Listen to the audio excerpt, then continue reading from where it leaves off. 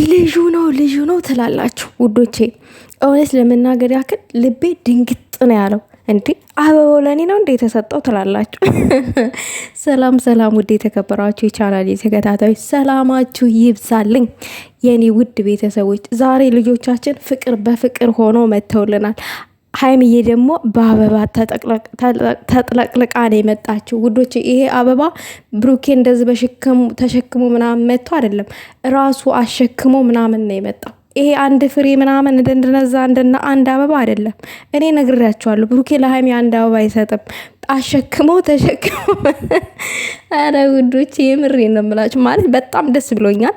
በጣም እናንተ እንደዚህ ፍቅር በፍቅር ስትሆኑ በፍቅር ስትመጡ ምን ያክል እኔ ውስጤ እንደሚደሰት እኔ ነኝ የማውቀው።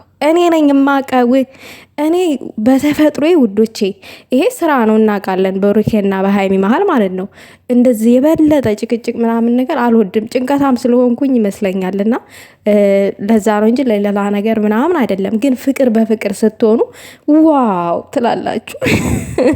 ለማንኛውም ዛሬ አዲስ ነገር አለ በብሩኬ ቤት፣ ማንም ሰው እንዳይቀር ፍቅራችሁን ያብዛላችሁ የኔ ውዶች። እንደዚህ ድመቁ፣ ሁልጊዜም ድመቁልን፣ ሁልጊዜም እመሩልን።